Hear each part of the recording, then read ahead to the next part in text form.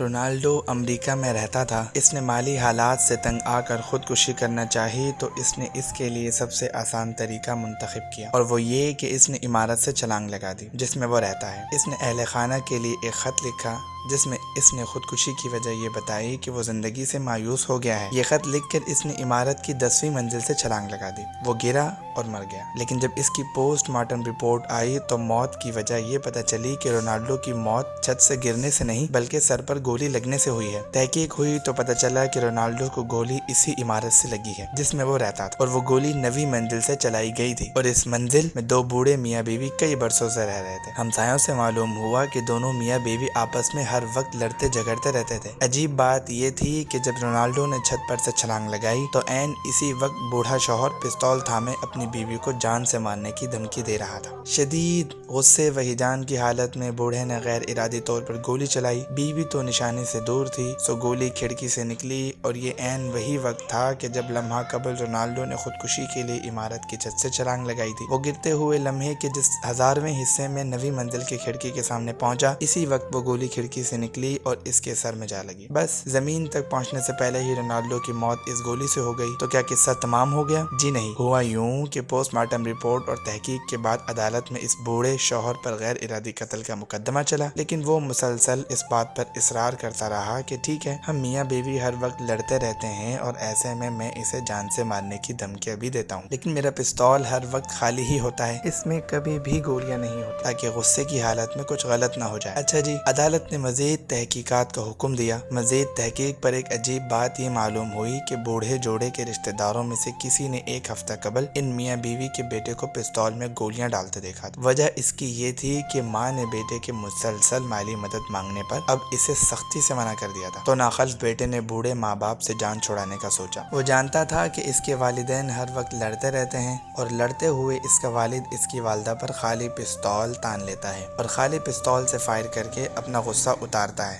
اس لیے اس نے اپنی دانست میں چپکے سے پستول میں گولیاں ڈالیں تاکہ وہ ایک تیر سے 2 شکار کر سکے۔ والدہ گولی سے ہلاک ہو جائیں اور والد قتل کے جرم میں پکڑا جائے، مگر اسے نہیں معلوم تھا کہ اس کا ایک رشتہ دار اسے پستول لوڈ کرتے ہوئے دیکھ رہا ہے۔ خیر، گولی اس کی ماں کو تو نہ لگی بلکہ رونالڈو کے سر میں اس وقت جا لگی جب وہ خودکشی کر رہا تھا۔ یوں قتل کا مقدمہ باپ سے ہٹ کر بیٹے پر آ گیا۔ حیران ہو گئے نا آپ؟ مگر یہ تو کچھ بھی نہیں، عبرت انگیز بات تو آگے ہے۔ جی ہاں، ساری کہانی میں عجیب ترین بات یہ ہے کہ عمارت سے چھلانگ لگانے والا رونالڈو دراصل ان دونوں بوڑھے میاں بیوی کا وہی بیٹا تھا جس نے اس پستول میں گولی ڈالی تھی تاکہ وہ اپنے ماں باپ سے خلاصی پا سکے۔ وہ اسی عمارت میں الگ منزل پر رہتا تھا۔ مالی حالات سے سخت خراب ہونے اور باپ کا اس کی ماں کو مارنے میں تاخیر کرنے کی وجہ سے اس نے بالآخر خودکشی کرنے کا فیصلہ کیا، مگر قدرت کو اس کی خودکشی منظور نہیں تھی، بلکہ قدرت نے عجیب انداز میں مکافات عمل دکھایا کہ اوپری منزل سے چھلانگ لگاتے ہوئے وہی گولی اس کے سر میں جا لگی جو اس نے خود پستول میں ڈالی تھی۔ اس طرح وہ بذات خود قاتل بھی ہوا اور مقتول بھی۔ اسے کہتے ہیں کہ جو دوسروں کے گڑھا کھودتا ہے